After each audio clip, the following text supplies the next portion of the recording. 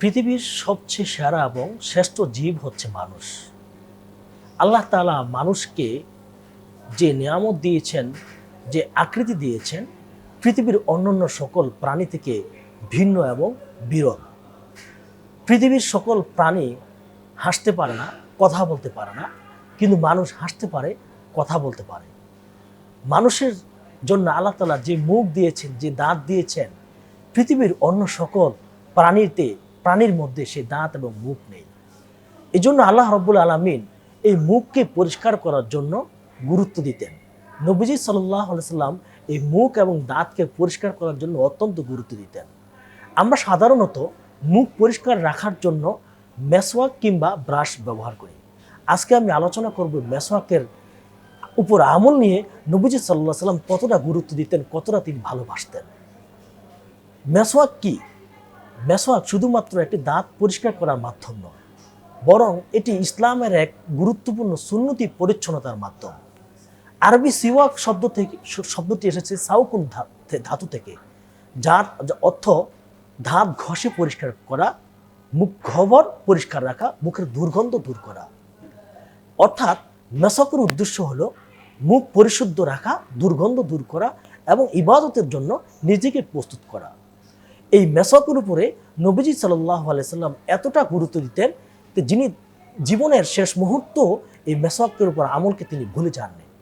নবীজি সাল্লাল্লাহু আলাইহি সাল্লামের ইন্তেকালের এক হৃদয়স্পর্শী ঘটনা বর্ণনা করেছেন তার সহধর্মিণী আম্মাজান হযরত আয়েশা রাদিয়াল্লাহু তাআলা আনহা।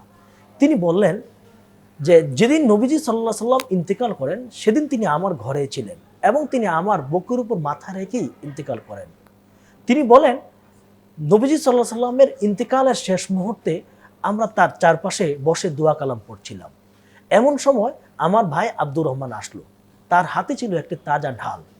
নবীজি সাল্লাল্লাহু আলাইহি সাল্লাম আব্দুর রহমানের হাতে থাকা ঢালের দিকে এমনভাবে তাকিয়েছিলেন যে আম্মাজান আয়েশা বললেন যে ওয়ারাফতু আন্নাহু ইউহিব্বুস সিওয়াকা, যে আমি বুঝে গেলাম নবীজি সাল্লাল্লাহু আলাইহি সাল্লাম মেসওয়াককে কত ভালোবাসেন।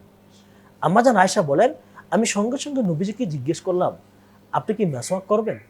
নবীজি মাথা নাড়িয়ে বললেন, হ্যাঁ। আম্মাজান আয়েশা রাদিয়াল্লাহু তাআলা আনহা একটি মেসওয়াক এনে দিলেন। আম্মাজান আয়েশা বলেন যে মেসওয়াকটি ছিল অত্যন্ত শক্ত। তখন এই জন্য আমি বললাম, আমি কি একটু চিবিয়ে নরম করে দেব? নবীজি মাথা নাড়িয়ে সম্মতি দিলেন, হ্যাঁ। তখন আম্মাজান আয়েশা সেটি চিবিয়ে নরম করে দিলেন। নবীজি সাল্লাল্লাহু আলাইহি সাল্লাম মেসওয়াক করলেন এবং তারপরে তিনি ইন্তেকাল করলেন।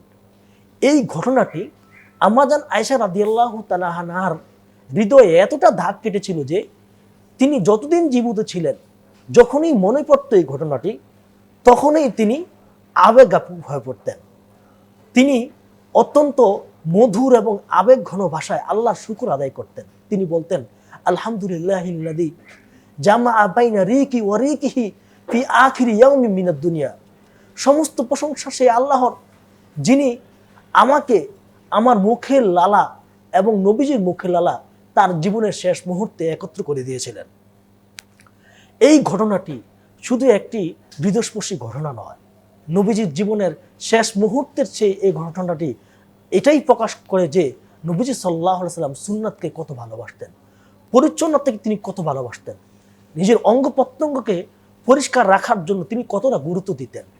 এই আমলকে জারি রাখার জন্য আমাদের প্রতিটি মানুষের উচিত যে মেসওয়াক করা। মেসওয়াক করলে কি লাভ? মেসওয়াক করলে এক নম্বর লাভ হচ্ছে নিজে পরিষ্কার থাকতে পারবো, নিজের মুখের দুর্গন্ধ দূর হবে এবং সর্বোপরি রাসূলুল্লাহ সাল্লাল্লাহু আলাইহি ওয়াসাল্লাম বলেছেন যে মেসওয়াক করলে তার সবচেয়ে বড় ফায়দা হলো তার শেষ মুহূর্তে কালিমা নসিব হবে, তার মুখ দিয়ে অটোমেটিকভাবে জবান দিয়ে জারি হবে লা ইলাহা ইল্লাল্লাহু মুহাম্মাদুর রাসূলুল্লাহ।